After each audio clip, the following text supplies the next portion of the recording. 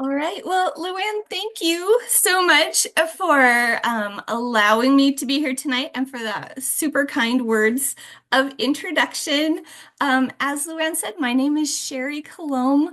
I am here tonight to share with you a little bit about scripts and how we can use scripts within our homes, within the kids that we're working with, to hopefully improve communication and also teach life skills and values in ways that help move us all towards, I don't know, just happy interactions and maybe a little bit of, improved behavior in the kids that we're working with. So, as Luann said, the official title tonight is talking about flipping the script on your family culture. So, as we're going along, just kind of be thinking here right now about how are things going? Where are some of the maybe tension points in your interactions with the kiddos that you're working with? And then we're going to kind of look at those, boil them down a little bit, and see if a script is something that might help with some of those situations. I've had the great privilege to be a friend of the Alliance for a long time. I've supported trainings here in various capacities for kind of over about the last 15 years or so. I'm here tonight in my role as a trust-based relational intervention practitioner, which is a long word or title to say, so we boil it down to TBRI. We will be looking at this idea about communication patterns within families, how to use scripts, and we're going to be doing it all through this perspective of trust-based relational intervention. So I'm excited to share with you more about that. Personally, a little bit about me. I'm coming to you from Spokane, Washington tonight. So I am in Eastern Washington. I have, along with working with the foster care training program, I'm also a former foster parent and adoptive parent here in Washington State. I have an 18-year-old daughter who's in her senior year of high school, and I have a 21-year-old son. So anyway, so as I'm talking tonight, you're going to hear the TBRI kind of version of this idea about how to use scripts within our homes and within our work with kids. And you'll hear a little bit of kind of like Sherry's unfiltered version of how this has worked over the time that I've been interacting with kids in my own home and in my own life. So anyway, with that, let me begin with just a short little picture of what trust-based relational intervention is. If you've been hanging out here doing caregiver training with the Alliance, it's very likely you've bumped into TBRI already. Maybe you've taken some of our TBRI courses. The Alliance offers a whole like suite of trust-based relational intervention courses, starting with an introduction and overview course, and then specific courses on each of the TBRI principles. So some of you may have already dipped your toe into those waters, and if you have, welcome. Really glad you're here to look at scripts with us from that TBRI lens. But if you haven't, just a real brief background on what trust-based relational intervention is. We are living in this dynamic time where we're able to see and understand more about brain function, brain development, and then sort of, fortunately or unfortunately, depending on how you think about it, how trauma impacts all of those processes. Just with the science and technologies and studies that we've been able to do over the last 20, 30 years, we just know so much more than we used to. And what trust-based relational intervention has tried to do is kind of take what we know about brain formation, brain development, neuroscience, kind of layer over that how trauma can impact and delay those processes, and then develop strategies, interventions that we can use with kids that help heal those damaged or delayed parts of the brain, all while building kind of safety, relationship, and connection. So Trust-based relational intervention, it's just kind of a strategy. It's an intervention. It's a way of thinking that we apply when we're interacting with kids that have experienced trauma. Even though that is its designated group that TBRI is supposed to be applying to, the principles that we find within TBRI really go across relationships and across demographics. So we find ourselves using trust-based relational intervention principles and strategies with maybe biological children, family members, friends, coworkers, partners. It all ripples out very well and very effectively. I don't want to spend a ton of time talking about trust-based relational intervention. I just want you to know kind of the three big pillars within it. And that's what's on this very boring slide that I have in front of you. TBRI principle starts with connection, right? So everything we know about how the brain develops and the environment in which it is nurtured, it is done healthily and most successfully in an environment of safety, relationship, and connection. So that's the first principle. Basically, everything you'll see in trust-based relational intervention is going to drive back to this idea of connection and relationship safety. So that will be interwoven in everything we're talking about today. The second principle of TBRI is what they call their empowering principles. And here we're really going to focus on self-regulation skills. If you had your developmental processes kind of delayed, interfered with due to early trauma experiences, one of the areas where we see kids oftentimes struggling is they just don't have kind of the cognitive maturity and development to be able to regulate well in different environments and context. So TBRI looks to empower kids in this way in two different ways. We're going to look at what's going on inside of that kid. So we're going to look at things like what do they what do they eat? What do they drink? How do they sleep? You know, what's kind of their physical condition as well as their sensory processing. That's kind of one of the strategies within empowering. Another one is what's going on outside of that kid. So how are we going to use the environment to help teach regulation skills, self-regulation skills? So when we're talking about empowering principles, it's what's going on inside this kid, what's going on outside this kid to help learn that ability to kind of stay regulated and balanced. And then the last one is correcting, because we know all kids, not just kids that have experienced trauma, learning how to behave in what is considered appropriate or successful ways is a journey. It's a process. And for our kids that maybe have delays in certain areas of development due to their earlier trauma, this also can be an area where our kids can be struggling.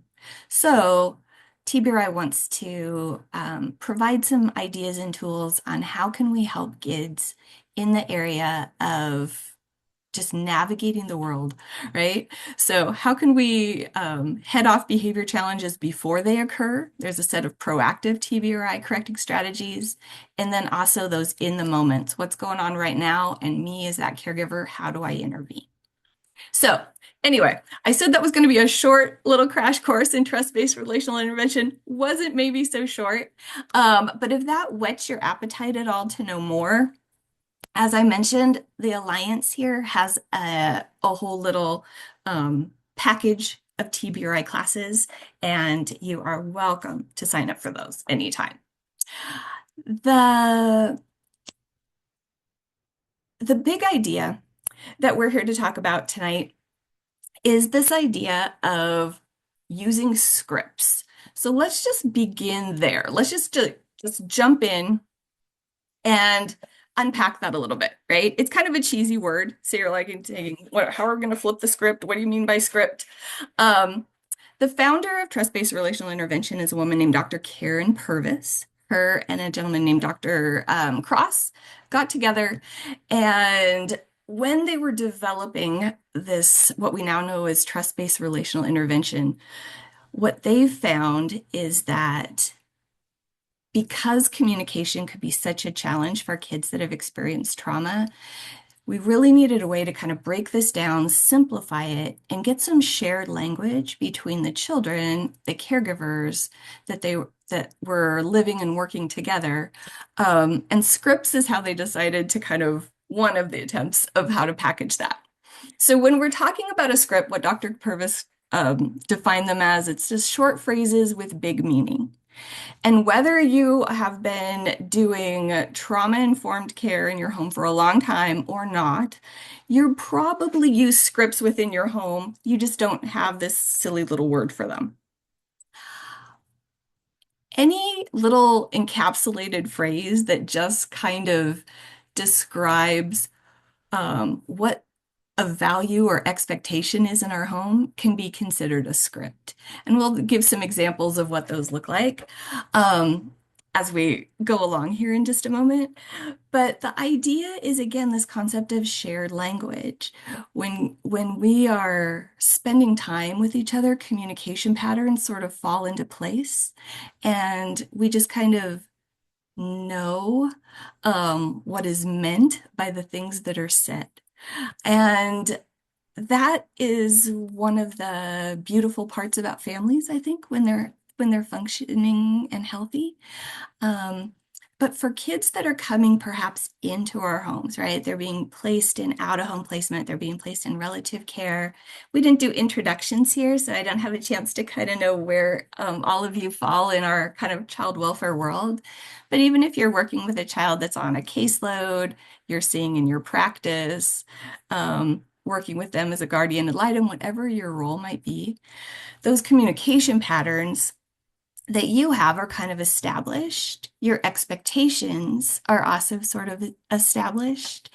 And then when this new person enters in, it's sort of like being dropped into like a foreign country or a new culture, right? And language is one of the things you need to learn to navigate a new culture. And scripts, again, short little phrases that just help our kids along to do that. When we talk about scripts, I'm going to go into a little bit more detail and explanation in just a moment. But when we're talking about scripts, it's important to realize, particularly if you're dealing in a family home type of setting, that whatever we set out as those kind of phrases that we're going to use within our family system, that they apply to everyone. It's not just for the kids. So if you decide as the adult in your home that one of the areas your kids, your family needs to focus on is something like being respectful, right? Showing respect in what you say and do and posture and body language and all of those things. That needs to translate to the adults of the home as well. And I know I'm not saying anything that's surprising or shocking to any of you, or else you probably wouldn't be coming to these classes. But sometimes I think when people grab onto some of these concepts, they're like, oh, that's for the kids, that's not for us. Scripts is one of these things that we find apply to everybody. So if one of the values we have in our home is around, we're going to show kindness and respect in our interactions with each other. If that's a script you're going to use in your home, that's something that is expected of the young people living in the home, and it's also something that's expected of the adults in the home. So as we're thinking about what scripts we're using currently in our home, if any, do we need any, what they might be, just remember these are ones that we have to be able to point and reflect back on ourselves as well. Part of the goal in teaching kids some simplified language to help them navigate the environments that they're in is so that our kids can always know that it's okay to share how you feel and it's okay to communicate what you need. It just has to be done in a way that's appropriate. And for so many of our kids, that idea of what's going to be appropriate, what's going to help them successfully do that, can be pretty different, perhaps, than what our expectations might be. So we're using this shared language, these short little phrases, to sort of bring everybody together around some of these big topics. And for kids to have the skill to do that, the freedom to do that, and the safety to do that is kind of the idea. So, all right. I keep talking about trauma's impact on development. And I am going to just apologize kind of out of the gate. I was going to pause right here and show a short little video that was put out by the Harvard Center for the Developing Child that just really was kind of like a 2-minute little blurb on, hey, this is how trauma impacts development, particularly around the areas of communication, just so we'd sort of have a little bit of that foundation. I I'm having a little bit of connection issues here. Luann and I had a few exciting moments just kind of getting me logged in and set up for this presentation tonight. So I'm not going to be able to share that video with you. Luann did say that she would include the link to it in the follow-up email that she sent. So I'll make sure that I have that provided for her. So instead of watching a really cool animated explanation of trauma's impact on developmental neuroscience, you get to hear me try to give a very short explanation of it. So I think for our conversation today, I just really want to focus on two key areas of the brain. And again, as you've been doing any caregiver education here at the Alliance, this could probably be a very, very familiar theme, right? Um, as brains develop, they develop from the bottom up, right? So the lower functions of the brain, things that handle things like breathing, heart rate, regulating your blood pressure, that's all handled in your, like the brain stem, this part at the back of your head here. Um, and that's kind of the first part to develop. And then as the brain continues to develop kind of upward and forward, those processes get more complex. Sort of nestled in the center part of your brain is what we oftentimes just refer to as like the fear center of your brain, your amygdala. And that's going to be a very important piece of the brain for everybody. But for kids that have experienced trauma, right?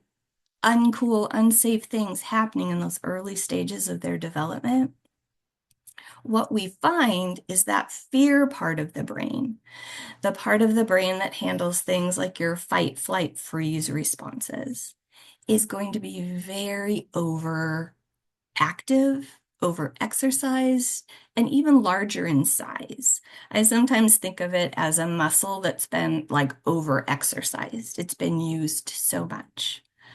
So for kids that have experienced trauma, they're going to have oftentimes a very overdeveloped fear and stress response part of their brain. And that's kind of in the center middle of the brain. As you move, again, continuing to move upwards, then we get into the cortex, right? The cognitive functioning of the brain, things like thinking, reasoning, managing time, solving problems, all of that stuff resides in the cortex, and those are the later stages of the brain that develop.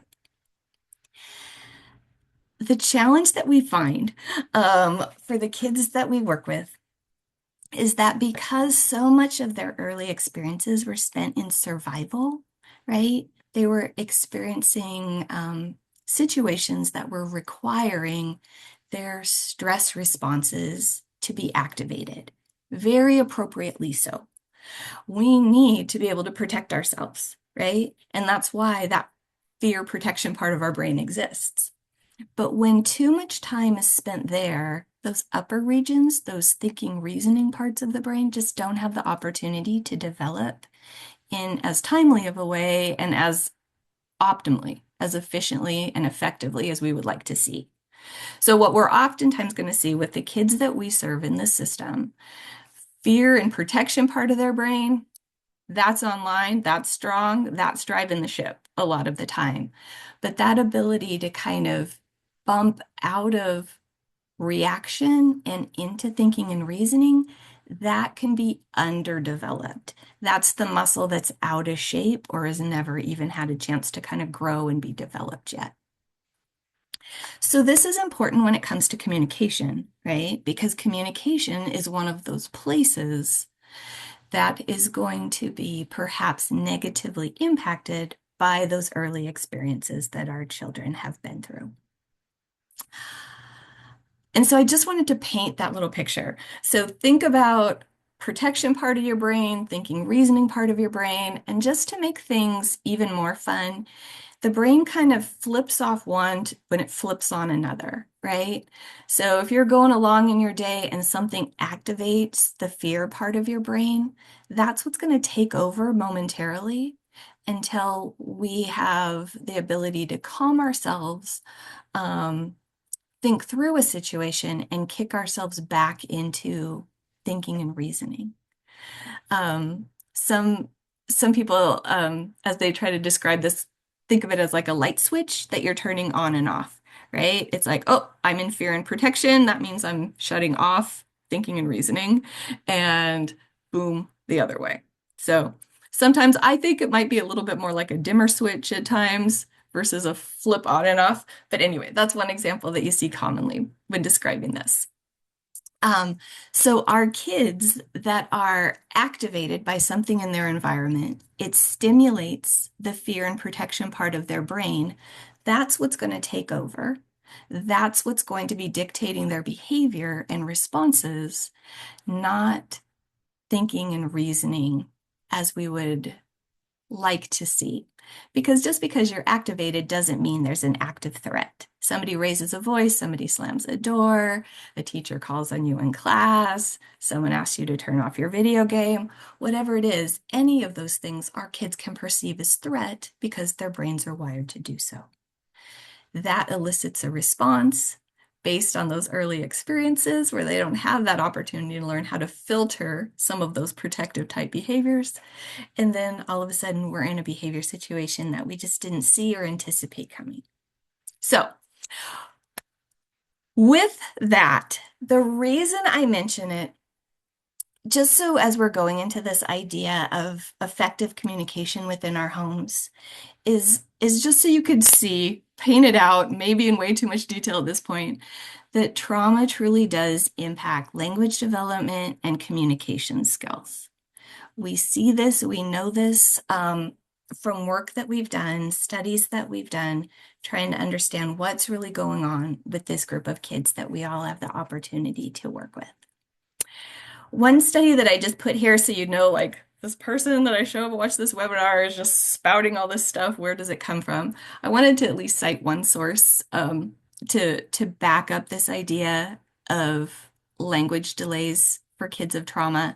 And this was a national children's health survey that was done. It was a few years ago now, 2017 and 2018. Further studies have continued to confirm this. I think this is kind of one of the main benchmark ones. That's why it's cited so frequently. But what this study combined with some others found is that for children that scored 3 or above in their adverse childhood experiences, I'll talk about that in just a moment, were 2 to 3 times more likely, right, to have some sort of communication delay compared to their peers. So why are we talking about scripts? Why are we talking about trauma's impact on communication? Because if you are working in this community, in a child welfare community, it is likely this is going to be an area where your child is going to need extra support. Just putting it out there. So adverse childhood experiences. Again, another thing I don't want to spend a ton of time going into at this moment, but the adverse childhood experiences study was some kind of groundbreaking research that was done in the early 90s now, and we have just continued just to build on this and run with it. But basically what the adverse childhood experience study did is it took kind of 10 areas broken down into 3 main categories, sort of like different types of abuse, different types of neglect, and different types of like what they call household misfunction, a parent with a mental health condition, an incarcerated parent, things like that would kind of maybe fall in household dysfunction kind of category. And then they asked people to rate themselves. Like, has this occurred? This was a study done with adults. Has this occurred in your lifetime? And then they were able to kind of crosswalk that with kind of future health outcomes. And what they found, of course, is the higher your adverse childhood experience score, um, the more likely some of these undesired health outcomes would be taking place, right? So things like, substance misuse, suicidality, mental health issues, just the list goes on and on and on. It's fascinating bit of research, to be honest, and it would be fun to be able to spend some more time talking about that. I'm trying to drop a link into the chat box for anybody that was interested. Again, because I'm having some glitches on my side. I don't think it's processing in a timely way. A short video that does a great job outlining what adverse childhood experiences are and what those outcomes and effects could possibly, what could be meaningful, right, in the life of that person moving forward. I will again send that to Luann so she can send it out to you. So if anybody wants to learn more about it, I'll give you a short little resource. It's like 10 to 15-minute little video to watch on that one. But it's really just backing up this whole idea that if you have been experienced trauma early on, it is going to have some not uncommon outcomes for many of our kids, and one of them is the area of communications. So like, why do we spend time crafting specific language, simplifying things down to work with the kids that we have in our homes? It's because this is an area where they're just going to oftentimes be unskilled. Just because you've experienced trauma and you've experienced what I'm referring to as some adverse childhood experiences, it doesn't mean that that brain is stunted. It's not that it can't continue to grow and learn and develop. It's just that it didn't have an opportunity to do so at the traditional stage of development, which we would have anticipated. And so all of us, in whatever roles we have with the kids that we're working with right now, what we get to do is go back, recreate some of those early learning opportunities, and retrain brains for these pieces that were missed. And communication is just flat out one of those where we get an opportunity to do that. And these communication delays make sense when you think about how language develops, right? So if you think about a baby and their emerging language skills, they're cooing, they're saying little one-syllable sounds, they're copying words, all of those types of things. It's all done in the context of a relationship with a loving caregiver, right? So I do a little coo coo coo thing and the baby does it back, and I mimic them, they mimic me. It's very relational. It's very oftentimes close and physical. And when it's done well, it's done in a loving, caring, and safe way, right? Again, if we think about environments that our kids have come out of, oftentimes that was not their early experience. And so they just are going to be deficient in some of those language and communication skills. We, again, as I just keep saying, are going to have an opportunity to go back and retrain the brain, kind of help get that brain caught up in some of those areas that is missed. We can't do all of that like ooey gooey baby talky stuff that oftentimes we do with infants. So we're going to find different ways, more age appropriate ways to do that with the kids that we're working with now. And that's again what scripts can provide for us. So that's why we're kind of, backing it up, looking at it so we can understand what we're doing moving forward. And this kind of goes without saying, but I just thought I'd throw it on here anyway. Behavior is communication, right? If a child is underdeveloped in their language or communication skills, right? Verbal language skills. They're still going to be finding ways to communicate. They're just going to do it differently. And oftentimes that's going to come out through behavior. And behavior can be appropriate or maybe not so desirable for us as the caregiver or person working with that kiddo. Um, but if your child's behavior um, is l- perhaps not exactly what you want to see in certain areas, one of the things that we need to look at is there some kind of impaired communication, and how can we work around that? If we don't like the behavior, oftentimes we just need to help our child communicate what that need is that they're trying to express through that behavior in a more effective way. So, anyway, okay.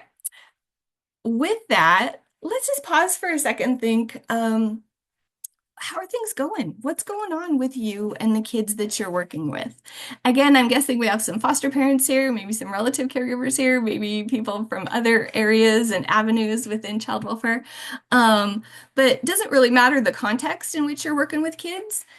What are some of the areas that you have found struggle with? If you're comfortable, I mean, you can think it through in your head for yourself, but if you're comfortable, in a non privacy violating way, feel free to drop any of those in the chat box. Like we are really working with or struggling with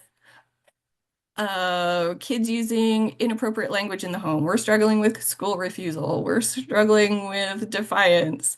Anybody has anything they want to share in the chat box, go ahead and drop it in there.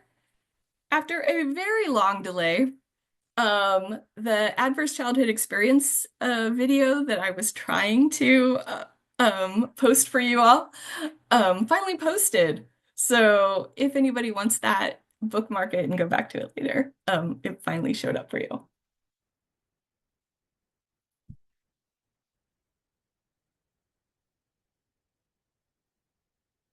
I'll just give a minute, see if anybody wants to share anything. If not, you can make your own little list on a piece of paper. Just what's going on with the kids that you're working with? Where are your areas of struggle right now? And if you don't have kids in your home currently, what are some areas where there's been struggles in the past? If you're newly licensed, maybe don't have kids with you placed yet, what are some areas you anticipate? Just want to give folks a chance to think.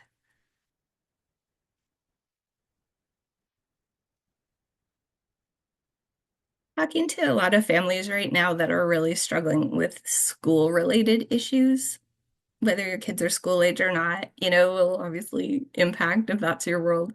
But just either behavior challenges at school, lack of motivation at school, peer relationships at school,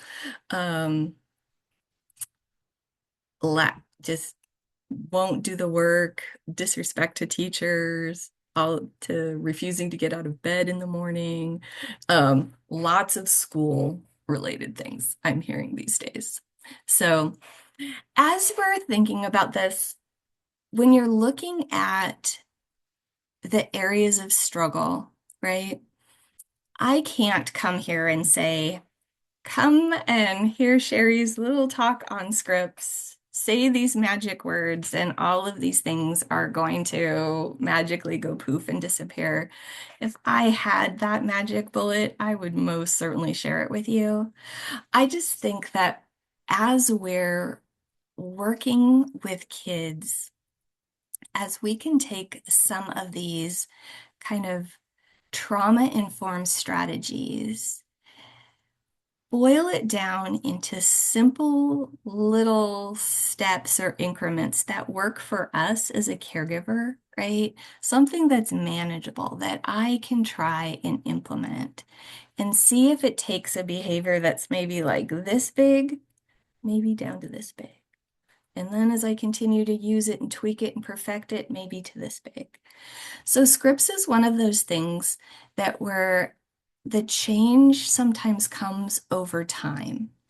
And as we start to utilize language in ways that is perhaps more effective with kids, it can start to chisel away on some of these challenges that we're seeing.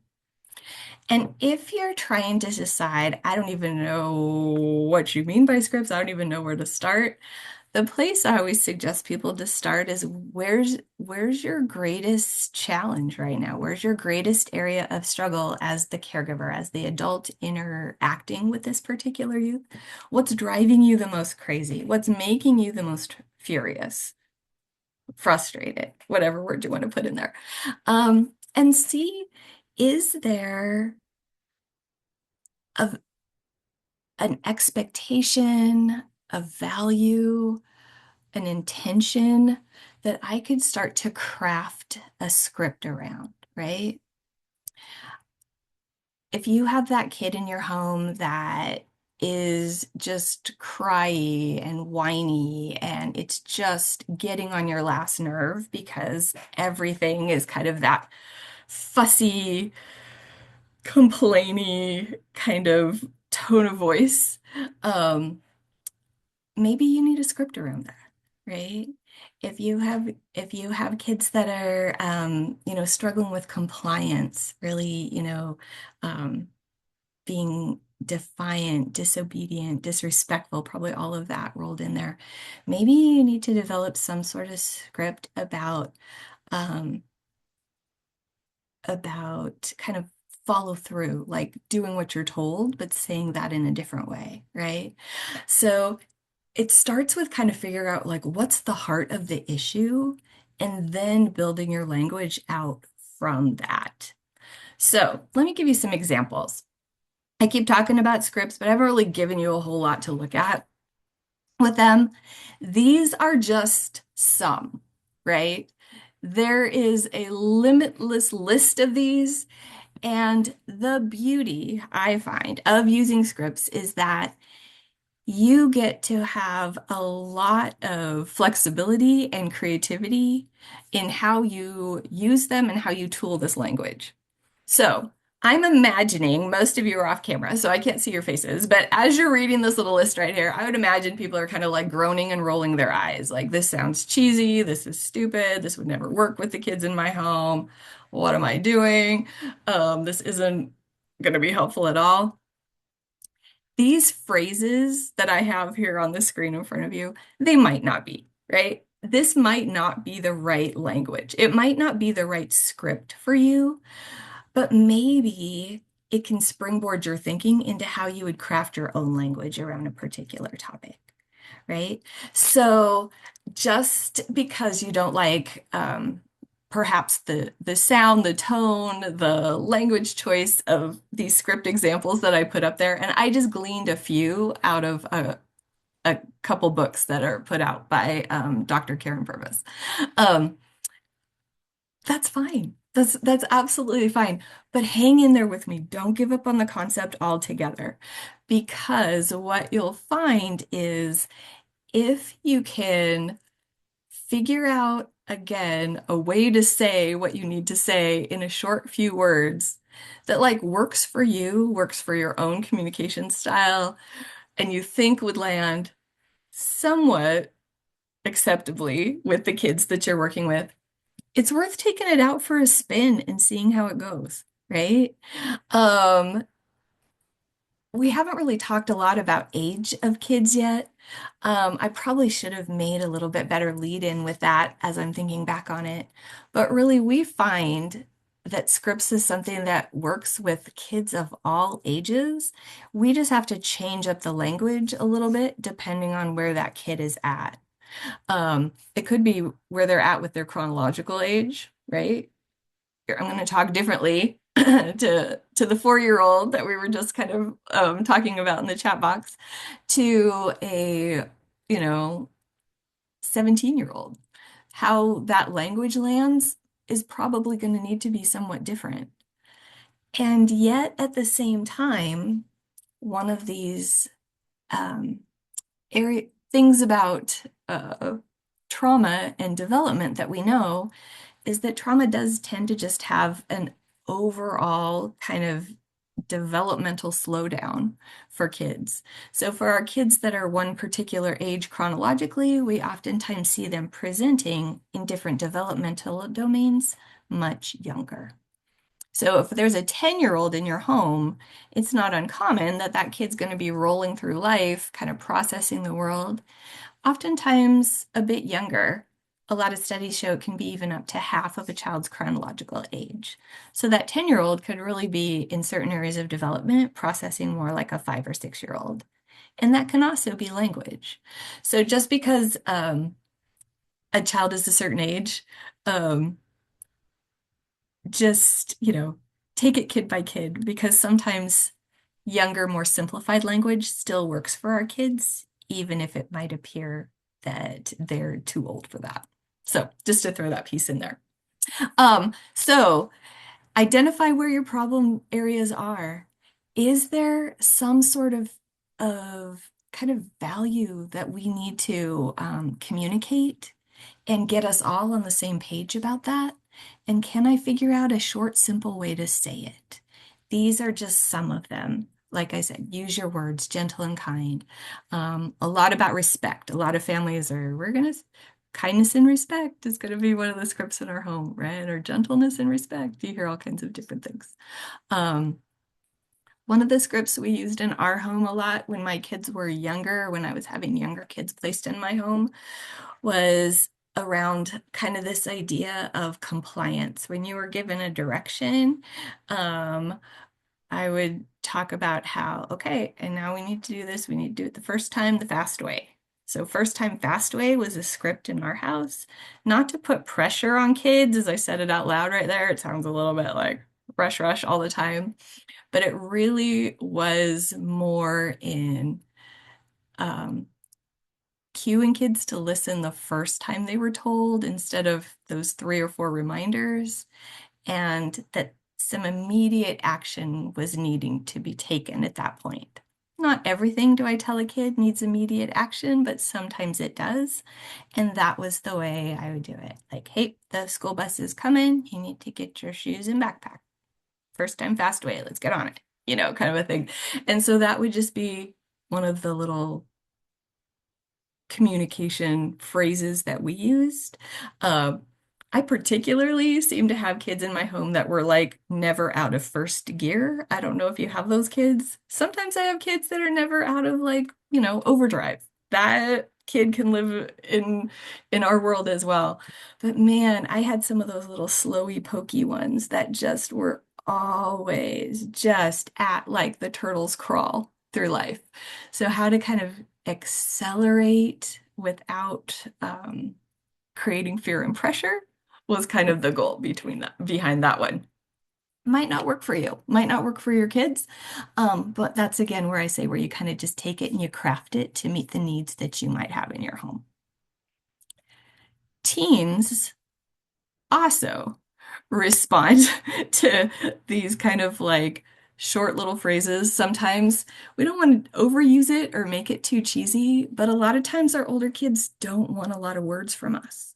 So if we can have some kind of short go-to phrases that communicate what we all need to, sometimes that, I wouldn't say necessarily welcome, I'm not going to be that delusional, but helpful and, willing to at least grab on and play with it with us. So anyway, some common scripts. Here's a few ideas to whet your appetite. Wherever you are out there in Zoom land, if you have a paper, pencil, you have your phone, you're taking notes on anything, jot down some of these that sound interesting to you or the concept that's interesting to you.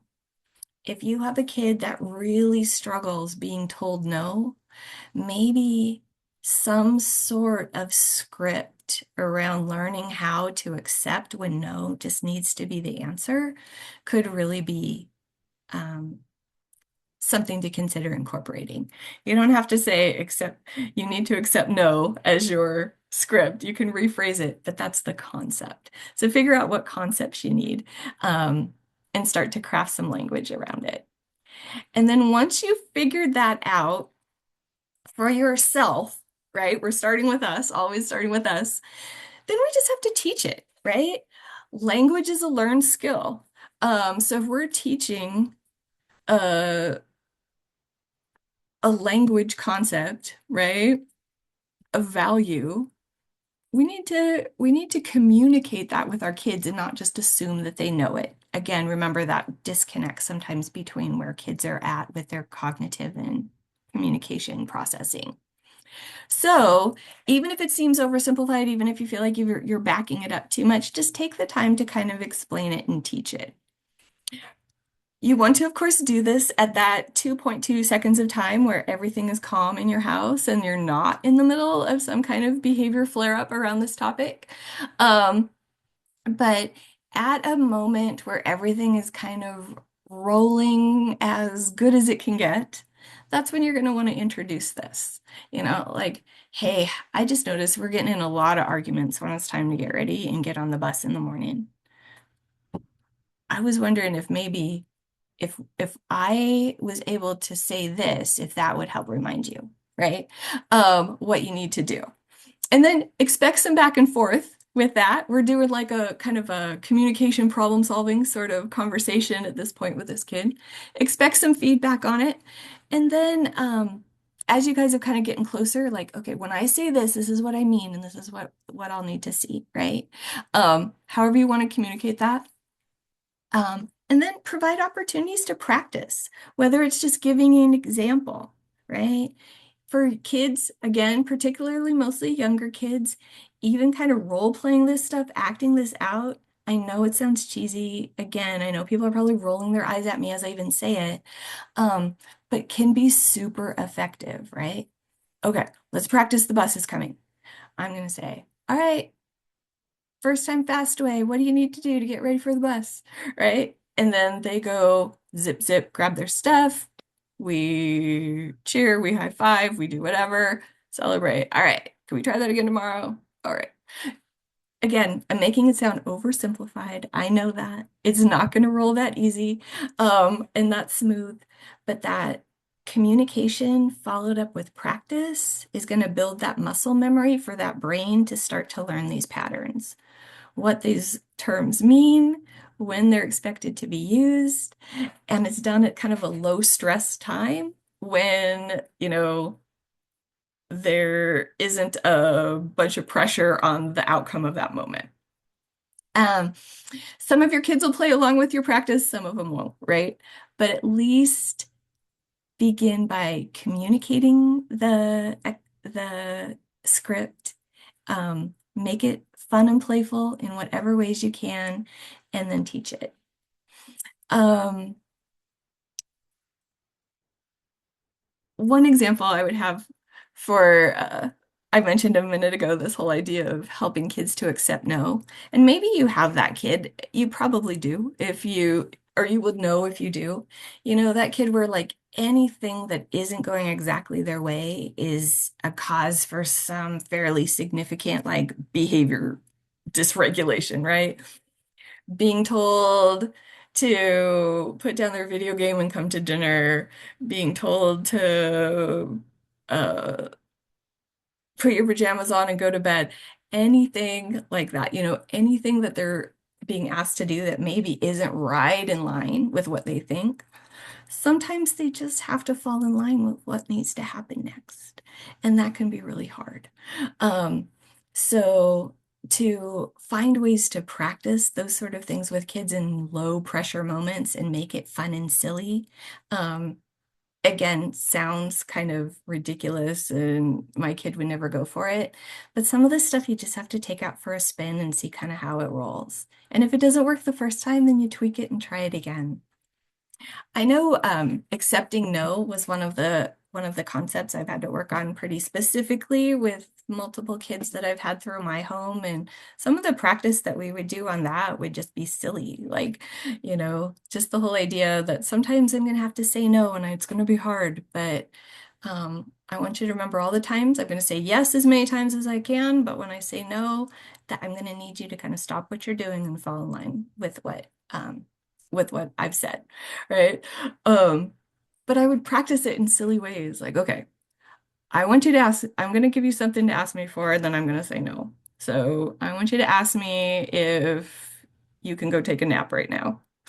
With my older kids, I would do this. And they'd be like, whatever.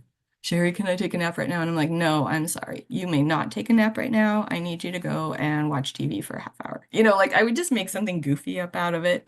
Um, and that was just one example of how to act things out in silly, talky ways that even worked with older kids. And then they would kind of get into it. They'd ask for, dumb stuff, and I'd say no, and then I'd give them something pleasant. So at least again, they're getting some practice with someone saying no, it not being mad, sad, bad, or scary. And then hopefully the next time we had something to build on. So, okay. Um, Decide what your scripts are going to be. What's the needs in your home? Teach it and practice it. And then as we're starting to utilize it in our home, when those moments come up where you say you have an opportunity to use your script, say your little phrase, drop it into a situation. Just one thing to mention is to be sure to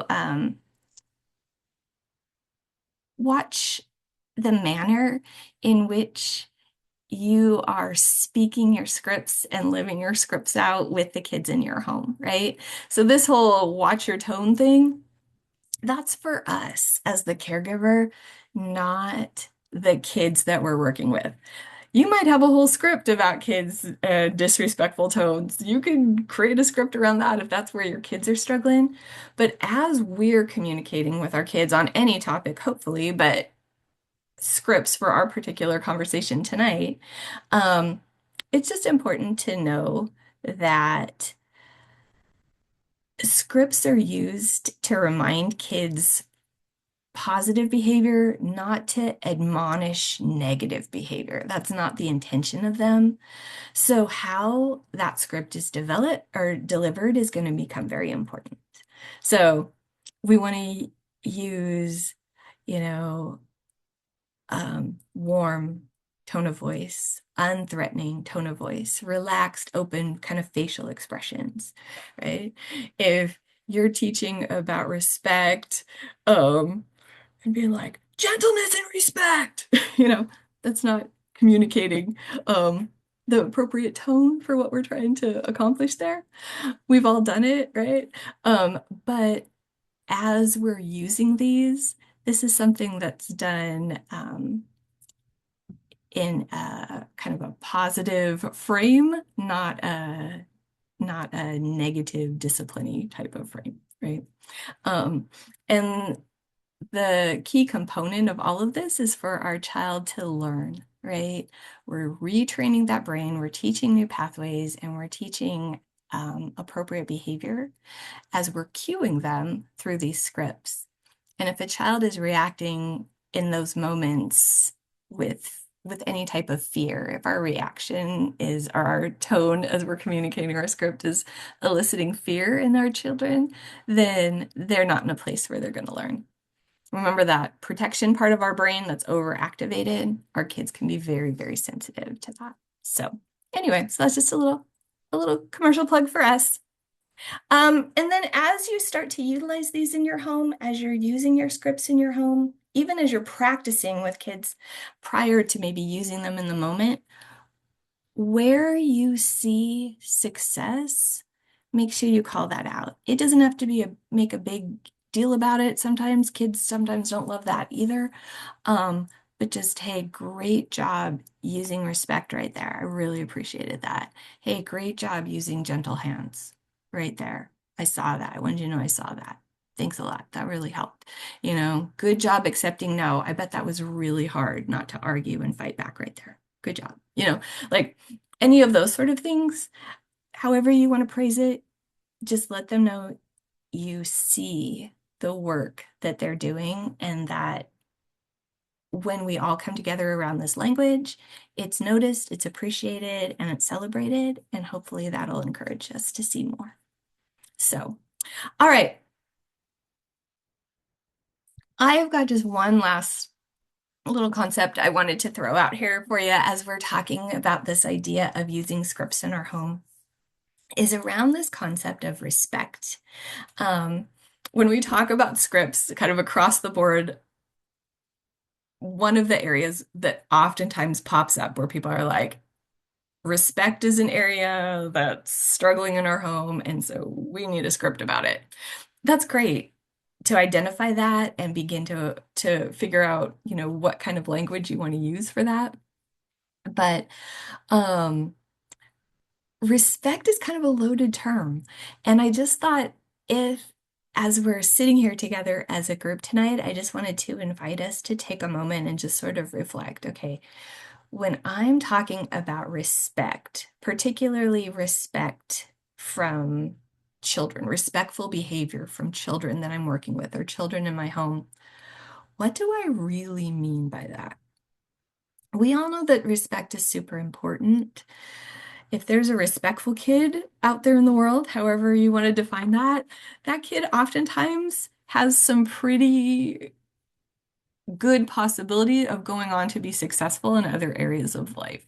If you're respectful, the world just seems to treat you nicer and it's easier to navigate.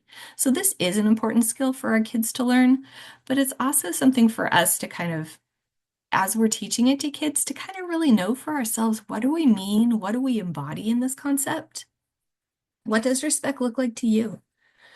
Does respect from the children in your home look like they're going to do what they're told without arguing? Like 100% of the time, like 100% compliance? Because I do talk to a lot of families, I'm not saying it's you necessarily, that I think maybe is their framework. And that's something to continue to sit with and kind of push on the edges of. Because is it possible to have a difference of opinion with the adult in the home, um, and not be disrespectful, right? Maybe how that child is going about it isn't super respectful, but that need that that child's trying to meet deserves deserves our respect and attention too. So just something to think about. Is it appropriate language? People vary greatly on what we think is appropriate language, right?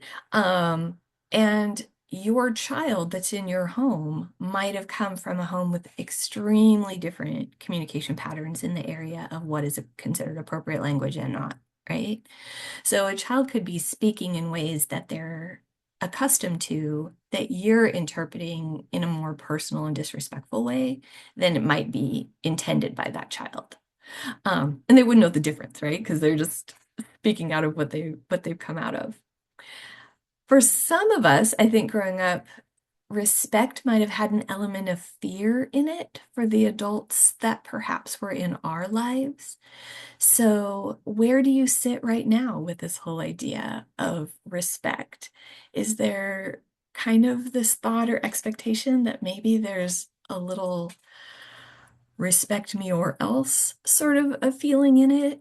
I'm not saying any of you hold these things. I'm just saying these are areas where respect gets tricky when working with kids. So just for example, I'm going to just throw out a couple definitions of respect. You can Google them, you can look them up. There's all sorts of different ways this word is used. But a couple that could be helpful for us as we're trying to think about what does respect mean? What do I hope when a child is being respectful in my home? What kind of behavior does that mean, or translate into? I had a couple definitions to share around that. One of them is just to show regard for the abilities or worth of, and then you fill in the blank. It could be another person, it could be property, it could be ideas, it could be values, but just showing regard for someone or something and that it has worth. Another one is feeling or understanding that someone or something is important and just deserves proper regard. So when we're trying to teach our kids how to be respectful, we need to recognize what it means to us and then make sure that's appropriate for one, right? Is that really what I mean, or is there some work I need to do there? And then also um, just try to teach, practice, and embody those things with our kids. And hopefully our script around respect can help our kids do that. So Anyway, respect just gets to be a little bit of a loaded term in families. So I just wanted us, as we're thinking about maybe building a script around that, to just do a little personal thought and reflection. So, all right, friends, we have talked about this little tiny concept of how to use little phrases in your home in meaningful ways. I hope that gives you some things to think about. Um, Again, I don't know if there's really steps to using scripts, but some of the big ideas is just where is there a need and how can I craft some language around that to keep behavior positive and moving forward in our home.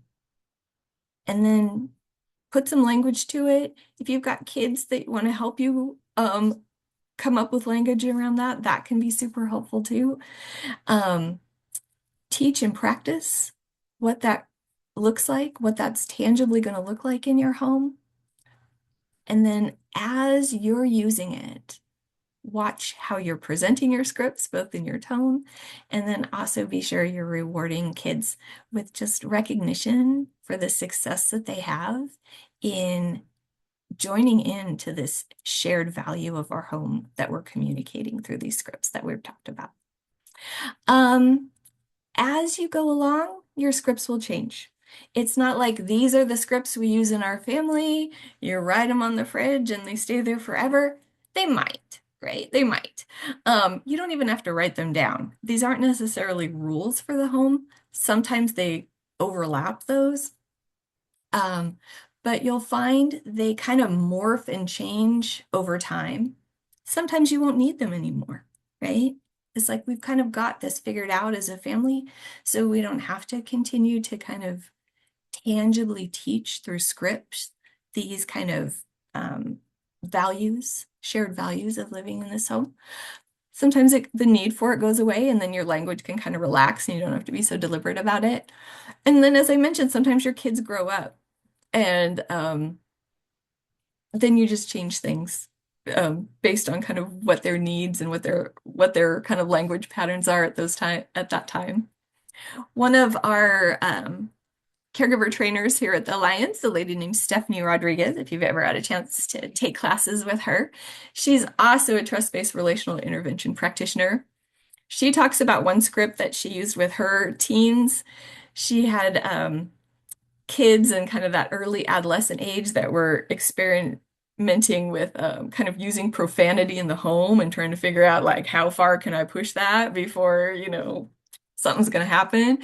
And so, she was trying a bunch of different things like appropriate language only, please, I can't remember what else she would say. But what she kind of landed on in a moment of exasperation was no cussing around your mama. That's what she would say. And that, for however it rolls out in individual families, that's what landed with her kids. And then she'd find her kids saying to each other, like, shh, shh, stop, no cussing around my mom, kind of a thing. So no cussing around your mama became a script in that home as those kids got older. Now they're adults, and she said they still make jokes about it. So I think there's, again, kind of that shared kind of family history and language that just became kind of a sweet little memory of their growing up. So, all right, friends, with that, that is kind of all I have on the topic of scripts officially and presentation wise. So I am